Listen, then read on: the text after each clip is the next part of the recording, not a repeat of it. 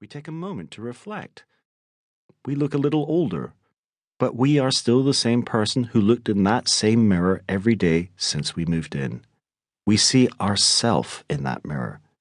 This is who we are. This daily experience of ourself is so familiar, and yet the brain science shows that this sense of ourself is an illusion.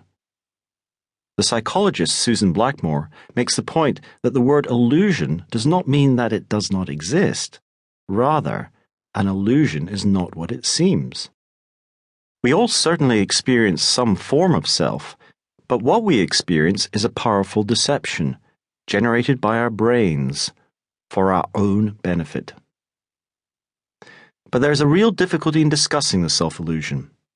Throughout this book, the terms I, me, my, mine, you, yours, our, us, and we are used, which all imply the existence of a self, or multiple selves.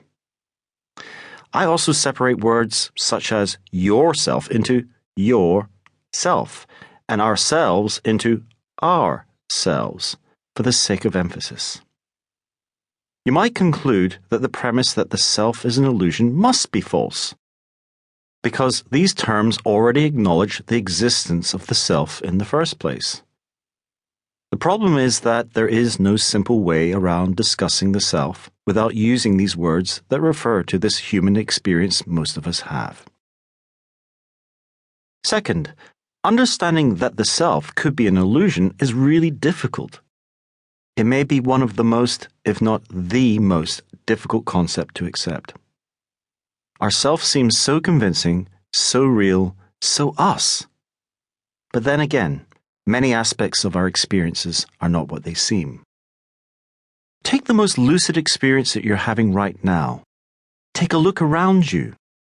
Your visual world seems continuous and rich, but you are actually only sampling a fraction of the scene, one bit at a time, rarely aware of all that you are missing. Your peripheral vision is smeared and colorless, yet you could swear that it is perfectly clear, just like the center of your visual field. There are two blind spots, the size of lemons at arm's length, just off-center from your field of view that you do not even notice. Everything in your visual world is seamless and unbroken, yet your visual world is blacked out for a fraction of a second between eye movements. You are not made aware of any of these imperfections because our brain provides such a convincing cover story. The same deception is true for all human experience, from the immediacy of our perception to the contemplation of inner thoughts, and that includes the self. In challenging what is the self, we must first consider what most people think the self is. If you were to ask the average person in the street about their self, they would most likely describe the individual who inhabits their body. They believe they are more than just their bodies. Their bodies are something their selves controls. When we look in the mirror, we regard the body as a vessel we occupy.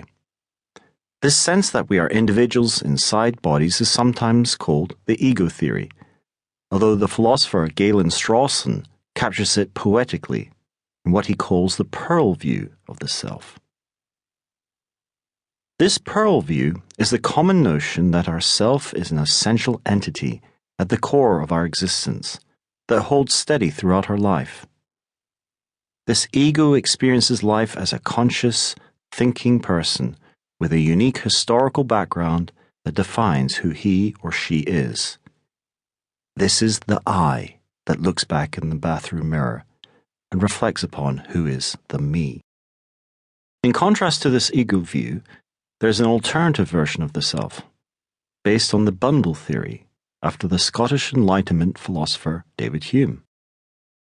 300 years ago, in a dull, drizzly, cold, misty and miserable, or dreich, as we Scots love to say, Edinburgh, Hume sat and contemplated his own mind. He looked in on his self. He tried to describe his inner self and thought that there was no single entity, but rather bundles of sensations, perceptions, and thoughts piled on top of each other. He concluded